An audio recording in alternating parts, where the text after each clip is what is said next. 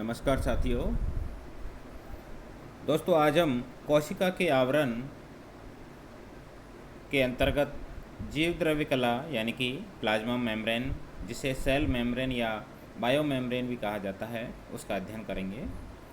दोस्तों, सभी पादप कोशिकाओं में कोशिका भित्ति के भीतर यानी कि नीचे एक सजीव, लचीली, अर्ध पारगम्य चयनात्मक झिल्ली उपस्थित होती है। उसे प्लाज्मा मेम्ब्रेन कहते हैं, उसे प्लाज्मा लेमा कहते हैं, यानी कि उसे सेल मेम्ब्रेन कहते हैं। दोस्तों, प्लाज्मा मेम्ब्रेन यानी कि प्लाज्मा लेमा शब्द जो है जे.क्यू. प्लॉब के द्वारा दिया गया था, और जो सेल मेम्ब्रेन शब्द है ये नागेली और क्रेमर के द्वारा दिया गया था। और इसी को बायो मेम्ब्रेन भी कहा जाता है और प्लाज्मा मेम्ब्रेन भी कहा जाता है। दोस्तों, इसी के लिए जो है यूनिट मेम्ब्रेन शब्द का जो प्रयोग है वो है रॉबर्टसन के द्वारा किया गया था।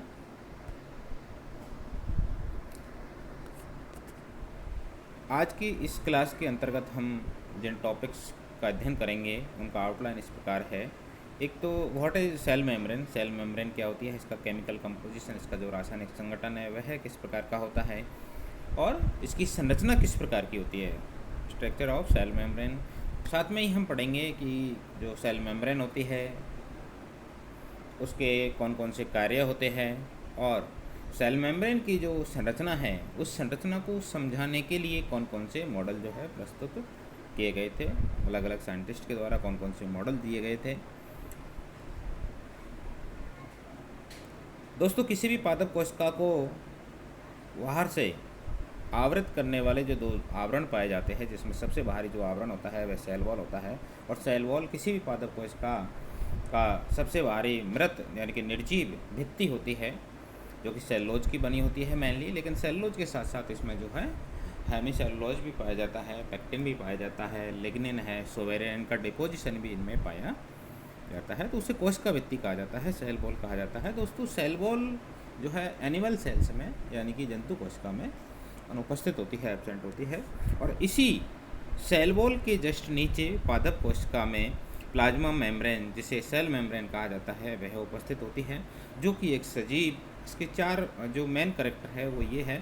एक तो ये सजीव होती है, लचीली होती है, दूसरी अर्ध पारगम होती है, और चौथा पॉइंट आता है कि ये चयनात्मक पारगम होती है, सेलेक्टिवली परमिएबल होती है। तो ये चार विशेष गुण होते हैं किसी भी प्लाज्मा मेम्ब्रेन के, सेल मेम्ब्रेन के। और ये सेल मेम्ब्रेन जो है सभी समस्त जीवित कोशिकाओं में उपस्थित होती है, सभी जीवित कोशिकाओं में ये पाई जाती है। दोस्तों, किसी भी पादप कोशिका में जो कोशिका भित्ति होती है और जो सेंटर में उस कोशिका के मध्य में जो केंद्रक होता है, उसके अतिरिक्त बचा हुआ जो शेष भाग होता है जिसे कि साइटोप्लाज्म कहा जाता है, उसी साइटोप्लाज्म को पुनः दो भागों में विभक्त किया जाता है। और पहला आता है प्लाज्मा मेम्ब्रेन, सेल मेम्ब्रेन, और मेसोप्लाज्म, इन दो भागों में उसे विभक्त किया गया है। दोस्तों, सेल एनवेलप्स की हम बात करते हैं तो जिसमें प्लाज्मा मेम्ब्रेन पड़ते हैं, उस प्लाज्मा मेम्ब्रेन और सेल वॉल की क्या क्या विशेषता है उसे इस स्लाइड पर दिखाया गया है। Next slide. प्लाज्मा मेम्ब्रेन, जीव द्रव्य कला। दोस्तों, जो जीव द्रव्य कला होती है, सेल मेम्ब्रेन होती है, उसी को प्लाज्मा लेमा कहा जाता है। और प्लाज्मा लेमा जो शब्द है वह जे.क्यू. प्लॉबर साइंटिस्ट था, उनके द्वारा दिया गया था, और इस बाह्य झिल्ली को सेल मेम्ब्रेन नाम जो है नागेली और क्रेमर के द्वारा दिया गया था। दोस्तों, किसी भी कोशिका की संरचना और उसके जो कार्य होते हैं, उस कार्य में प्लाज्मा मेम्ब्रेन का, सेल मेम्ब्रेन का विशेष महत्व होता है। यूकेरियोटिक कोशिका में पाई जाने वाली जितनी भी झिल्लियाँ होती हैं, उन झिल्लियों की यानी कि जितनी भी मेम्ब्रेन्स होती हैं, उन सभी की मूलभूत संरचना यानी कि उसकी भौतिक संरचना और रासायनिक संरचना जो है समान प्रकार की होती है।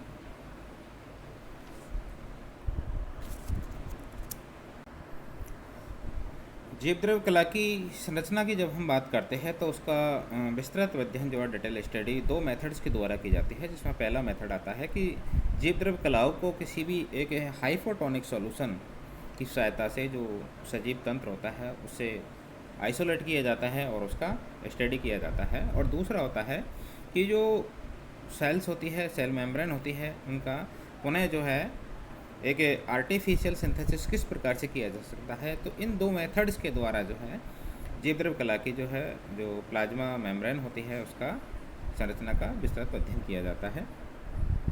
उसके बाद में आता है दोस्तों chemical composition of plasma membrane, यानी कि जो जीव द्रव्य कला है उसका जो रासायनिक संगठन है वो किस प्रकार का होता है। तो प्लाज्मा मेम्ब्रेन मुख्यतः जो है लाइपोप्रोटीन की बनी हुई होती है दोस्तों। लाइपोप्रोटीन का मतलब होता है प्रोटीन और लिपिड की बनी होती है, इसे लाइपोप्रोटीन कहा जाता है। इसमें लिपिड की यदि हम बात करें तो लगभग 30 से 70% और प्रोटीन्स जो है 20 से 70% आसपास होती है। अल्प मात्रा में उसके में जो है ओलिगोसैकेराइड्स भी पाए जाते हैं, जल भी उसमें पाया जाता है। तो इससे ये स्पष्ट हो जाता है कि जो अलग अलग जो भिन्न भिन्न जो प्लाज्मा मेम्ब्रेन्स होती है उनका जो संगठन होता है वो जो है काफ़ी मात्रा में अलग अलग भिन्न भिन्न होता है। सबसे पहले आता है दोस्तों लिपिड्स। लिपिड्स जो है ट्राइग्लिसराइड होते हैं जो कि फैटी एसिड्स और ग्लिसरॉल से मिलकर के बने हुए होते हैं। दोस्तों लिपिड का एक अणु सिर और दूसरा अणु जो है पूंछ वाला भाग होता है, और जो सिर वाला भाग होता है जो कि हाइड्रोफिलिक पार्ट होता है, जल में विलेयशील होता है, और जो दूसरा पार्ट होता है जिसे पूंछ कहा जाता है जो कि हाइड्रोफोबिक होता है, जो कि बसीय अम्लों से निर्मित होता है और जल में अविलेय होता है। प्लाज्मा मेम्ब्रेन में जो लिपिड्स उपस्थित होते हैं उसमें फॉस्फोलिपिड है, कोलेस्ट्रॉल है, गैलेक्टोलिपिड्स है। भिन्न भिन्न प्रकार की जो अलग अलग प्रकार की जो कोशिकाओं की कोशिका झिल्ली होती है उनमें इनकी जो आपेक्षिक मात्रा होती है वो अलग अलग होती है, भिन्न भिन्न होती है। और मुख्य जीव द्रव्य कला में गैलेक्टोलिपिड्स यानी कि ग्लाइकोलिपिड्स और कोलेस्ट्रॉल की मात्रा अधिक होती है, जबकि कोशिका अंगों में जो मेम्ब्रेन्स होती हैं वहाँ पर फॉस्फोलिपिड अधिक मात्रा में पाया जाता है। और दोस्तों जो फॉस्फोलिपिड होता है उसमें मेनली फॉस्फोटाइडिल कोलिन है, फॉस्फोटाइडिल इथेनॉल एमाइन है, ये उसमें मेनली पाए जाते हैं। और ये जो पदार्थ होते हैं ये उदासीन यानी कि प्रकृति के होते हैं, यानी कि न्यूट्रल नेचर के ये होते हैं। जो मेम्ब्रेन होती है उस मेम्ब्रेन में जो फॉस्फोलिपिड की वाई लेयर पाई जाती है जो कि 4.5 माइक्रोमीटर जो है इसकी मोटाई होती है। उसके बाद में आता है प्रोटीन। दोस्तों अमीनो अम्लों से बने हुए पॉलीपेप्टाइड के अणु जो है प्रोटीन होते हैं। ये मेम्ब्रेन की प्रमुख संरचनात्मक घटक होने के साथ साथ जो है कुछ प्लाज्मा मेम्ब्रेन के विशिष्ट जो गुण होते हैं उनके लिए भी ये जिम्मेदार होते हैं। वैसे जो प्रोटीन होते हैं वो यहाँ पर दो प्रकार के होते हैं मेनली, जिसमें पहला आता है बाह्य यानी कि पर्दीय प्रोटीन जिसे कि एक्सटेंसिंग या पेरिफेरल प्रोटीन्स कहा जाता है, और इनकी स्थिति के आधार पर यानी कि ये बाहर स्थित होती है इसलिए इसे बाह्य या पर्दीय प्रोटीन कहा जाता है। दोस्तों इस प्रोटीन को प्रोटियोजेज जो एंजाइम होता है उसकी सहायता से आसानी से इसे पृथक किया जा सकता है, अलग किया जा सकता है। मेम्ब्रेन की जो सतह होती है उन सतह ऊपर गठित जो प्रोटीन होती है उसे बाह्य प्रोटीन कहा जाता है। अभी तक जो है इसमें मेनली एग्जाम्पल्स की यदि हम बात करें तो स्पेक्ट्रिन जो कि आरबीसी में उपस्थित होती है, वहीं एटीपेज जो कि माइटोकॉन्ड्रिया में उपस्थित होता है, ये जो है बाह्य प्रोटीन के एग्जाम्पल है। उसके बाद में आता है आंतरिक यानी कि समाकल प्रोटीन यानी कि इंट्रिंसिक या इंटीग्रल प्रोटीन्स। दोस्तों ये जो प्रोटीन होती है इसे आसानी से सेल मेम्ब्रेन से पृथक करना जो है संभव नहीं होता, क्योंकि ये जो है लिपिड्स की जो बाइलेयर होती है उसमें अंतः स्थापित होती है, इसलिए इसे पृथक करना आसान नहीं होता है। और ये प्रोटीन उसके इंटीग्रल पार्ट के रूप में विद्यमान होती है। उसके एग्जाम्पल की यदि हम बात करें तो रोडोप्सिन इसका एग्जाम्पल होता है, जो कि रेटिना की जो शलाखा कोशिकाएं होती है, रोड्स सेल्स होती है, वहाँ पर ये प्रेजेंट होते हैं। और दूसरा इसका एग्जाम्पल है साइटोक्रोम ऑक्सीडेज, जो कि माइटोकॉन्ड्रिया की जो इनर मेम्ब्रेन होती है वहाँ पर ये उपस्थित होता है। इसके बाद में नेक्स्ट आता है दोस्तों models of structure of plasma membrane. जीव द्रव्य जो झिल्ली होती है, जीव द्रव कला होती है, उसको समझाने के लिए वैज्ञानिकों ने अनेक मॉडल दिए हैं। उनमें से कुछ प्रमुख मॉडलों के बारे में हम यहाँ पर अध्ययन करेंगे। इसमें पहला आता है लेपोइडल सिद्धांत मॉडल, जो कि 1902 में ओवरटन के द्वारा दिया गया था। दोस्तों, इस मॉडल के अनुसार जो प्लाज्मा झिल्ली होती है वो लिपिड की सतत और एकल परत बनी होती है। वैसे ये जो मॉडल है दोस्तों, ये अमाइन मॉडल है। दूसरा मॉडल आता है इसके बाद में सैंडविच मॉडल, जिसे ट्राइलेमिलर मॉडल भी कहा जाता है, और ये मॉडल 1935 में डेनियाली और डेविसन द्वारा दिया गया था। इस मॉडल के अनुसार जो प्लाज्मा झिल्ली होती है वह 3 स्तरों की बनी हुई होती है। इसमें प्रोटीन के 2 स्तरों के मध्य में एम्फीथेटिक लिपिड का द्विआण्विक स्तर सैंडविच के समान उपस्थित होता है। दोस्तों, इस मॉडल के अनुसार जो प्रोटीन स्तर होता है उसकी मोटाई 20 एंगस्ट्रॉम होती है, और दोनों प्रोटीन स्तरों के मध्य में फॉस्फोलिपिड का जो बाइलेयर उपस्थित होता है उसकी जो मोटाई होती है वह 35 एंगस्ट्रॉम होती है। इस प्रकार से जो कुल मोटाई होती है वह 75 एंगस्ट्रॉम होती है, यानी कि ऊपर वाली जो प्रोटीन लेयर है उसका 20 एंगस्ट्रॉम, मध्य में जो बाई लेयर लिपिड है उसका 35 एंगस्ट्रॉम, और निचली जो प्रोटीन लेयर है उसका 30। तो इस प्रकार से 75 एंगस्ट्रॉम इसकी मोटाई होती है दोस्तों। अर्थात हम कह सकते हैं कि इस मॉडल के अनुसार जो प्लाज्मा मेम्ब्रेन की संरचना होती है उसमें प्रोटीन, लिपिड और प्रोटीन, ये संरचना इसमें पाई जाती है 75 से लेकर के 100 एंगस्ट्रॉम तक। दोस्तों, जो फॉस्फोलिपिड का जो मॉलिक्यूल होता है वह एम्फीथेटिक होता है, क्योंकि इसके 2 भाग होते हैं, एक हेड होता है और दूसरा टेल होता है। दोस्तों, जो हेड होता है वह जल स्नेही यानी कि पोलर हाइड्रोफिलिक नेचर का होता है, और जो टेल होता है वह जल विरोधी यानी कि नॉन पोलर हाइड्रोफोबिक नेचर का होता है। फॉस्फोलिपिड का जो जल स्नेही यानी कि जो सिरा होता है वह हाइड्रोजन और आयनिक बॉन्ड से जुड़ा हुआ रहता है, बंधा हुआ रहता है, जबकि जो टेल वाला पार्ट होता है यानी कि फॉस्फोलिपिड का जल विरोधी नॉन पोलर हाइड्रोफोबिक जो टेल होती है वह एक दूसरे से वंडर वॉल बंध के द्वारा जुड़ी हुई रहती है, यानी कि बंधी हुई रहती है। इसके बाद में नेक्स्ट मॉडल आता है यूनिट मेम्ब्रेन मॉडल।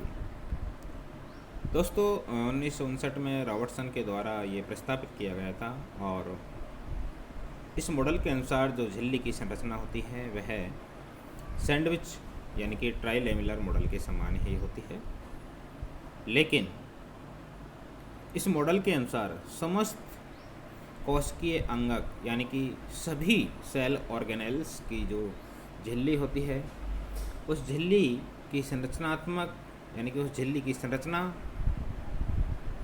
और उसके कार्य समान होते हैं। यानी कि हम कह सकते हैं कि इस मॉडल के अनुसार किसी भी कोशिका के समस्त सेल ऑर्गेनेल्स के चारों तरफ पाए जाने वाली झिल्लियाँ संरचनात्मक और क्रियात्मक रूप से समान होती हैं। लेकिन ये मॉडल भी अस्वीकृत कर दिया गया था, क्योंकि इस मॉडल के द्वारा जो प्लाज्मा मेम्ब्रेन होती है उसकी प्रत्यास्थता और उसकी चयनात्मक पारगम्यता, सेलेक्टिव परमिएबिलिटी और उसकी इलास्टिसिटी के गुण को स्पष्ट नहीं करता है ये मॉडल, इसलिए इसको अस्वीकार कर दिया गया।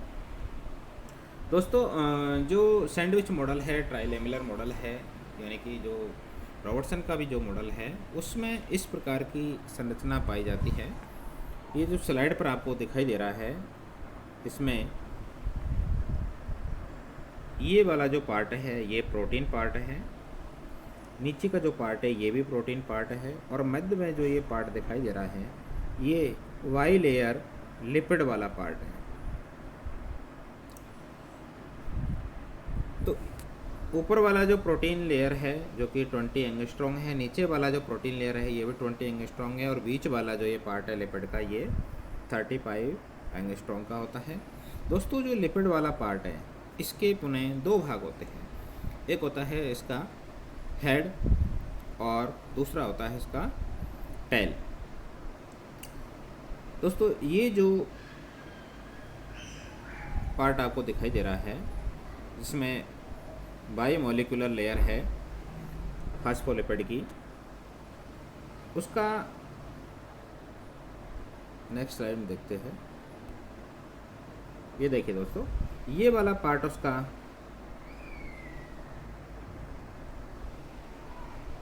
हेड है और ये वाला जो पार्ट है उसका टेल है।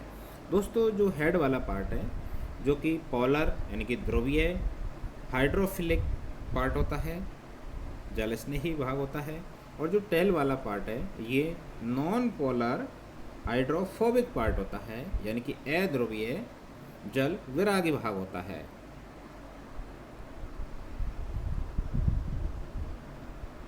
दोस्तों यहाँ पर ये जो हेड वाला पार्ट होता है, ये हेड वाला पार्ट जो है आयनिक बंध के द्वारा यानी कि हाइड्रोजन बॉन्ड के द्वारा या आयनिक बॉन्ड के द्वारा बंधा रहता है, जोड़ा रहता है, और जो जल विरोधी पूंछ होती है वो वान डर वाल बल के द्वारा जुड़ी हुई रहती है आपस में। नेक्स्ट आता है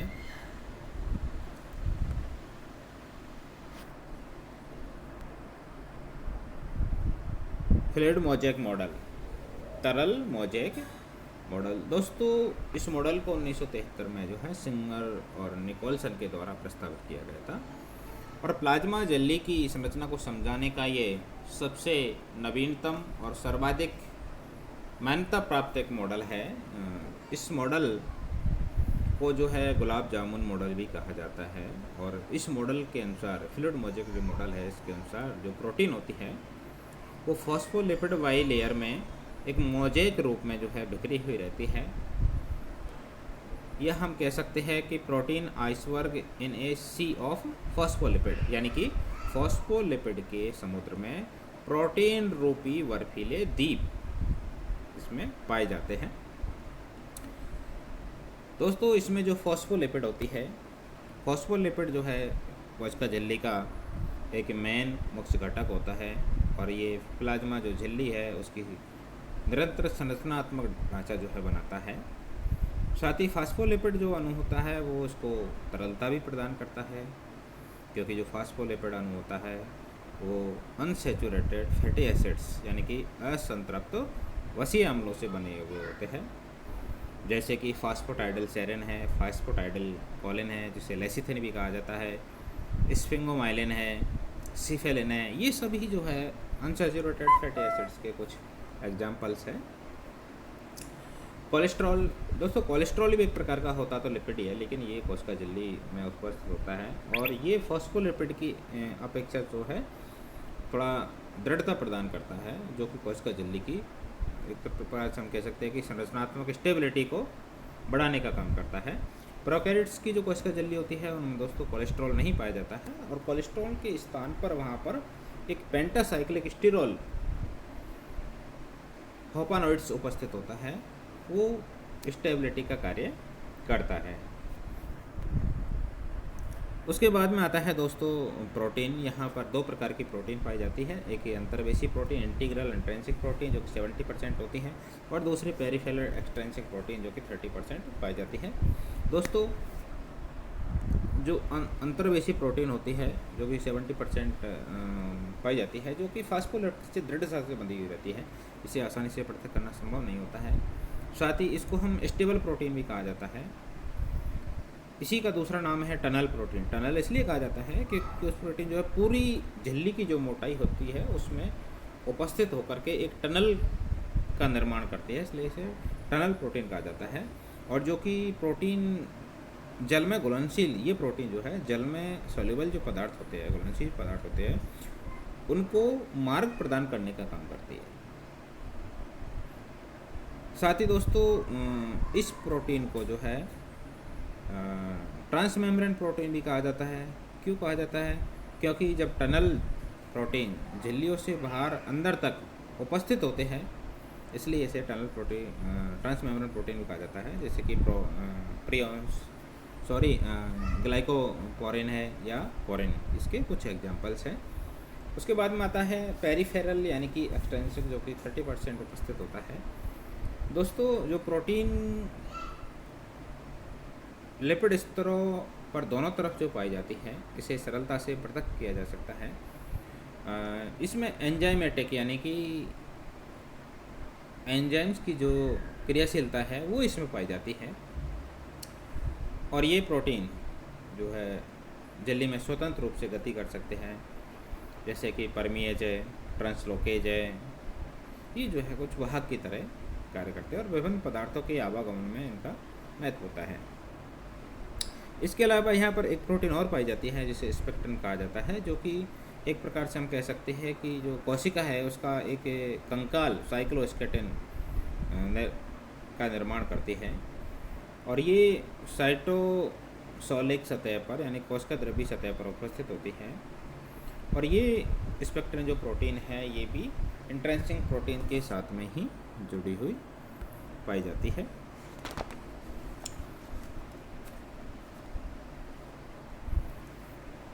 दोस्तों कोशिका झिल्ली एक प्रकार की एसएमए संरचना होती है, क्योंकि इसमें कार्बोहाइड्रेट के साथ साथ जो है कॉलिन है, ग्लाइकोलिपिड है, ये बाहरी सतह पर उपस्थित होते हैं। जबकि स्पेक्ट्रिन जो प्रोटीन होती है वह अधिक मात्रा में फास्फोटाइडिल सेरिन है, ये जो है अंदर वाली सतह उपस्थित होते हैं।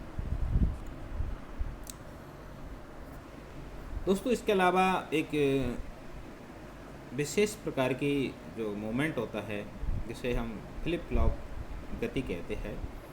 यद्यपि जो फास्फोलिपिड बाइलेयर होती है उसमें तरलता का गुण पाया जाता है, लेकिन प्रोटीन के जो अणु होते हैं उन प्रोटीन के अणुओं में फ्लिप फ्लॉप जो गति होती है वो नहीं पाई जाती है। यानी कि हम कह सकते हैं कि जो प्रोटीन के अणु होते हैं वो एक स्तर से दूसरे लिपिड के स्तर में नहीं जा सकते, प्रभावित नहीं हो सकते।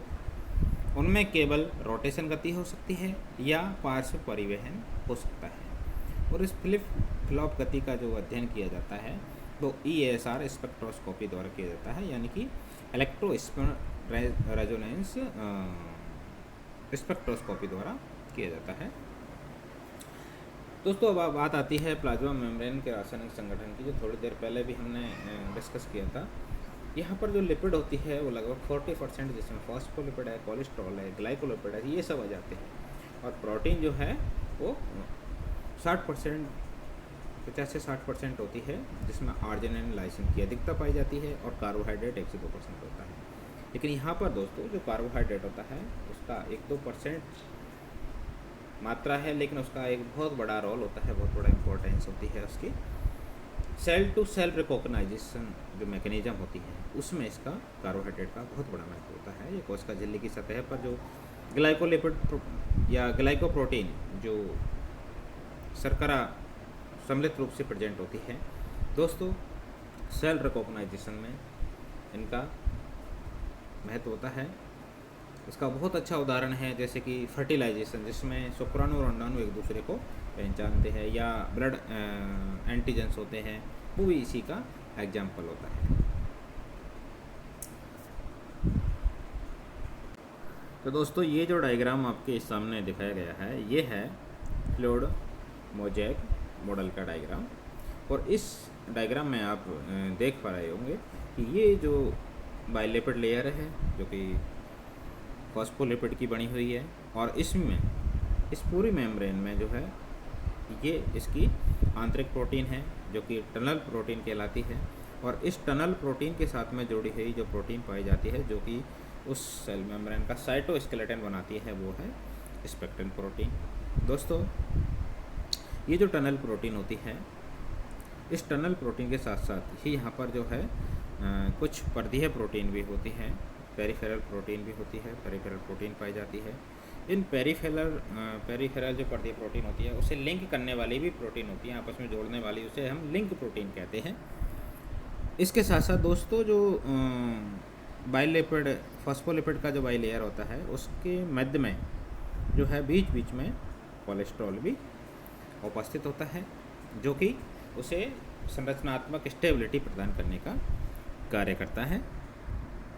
इसके साथ साथ दोस्तों जो पेरिफेरल प्रोटीन होती है, उस पेरिफेरल प्रोटीन से जुड़े हुए ग्लाइकोप्रोटीन और ग्लाइकोलिपिड, ये दोनों उपस्थित होते हैं।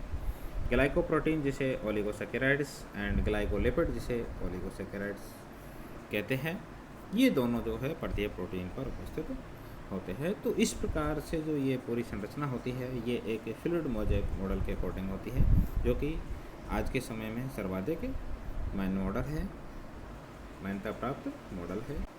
थैंक यू दोस्तों।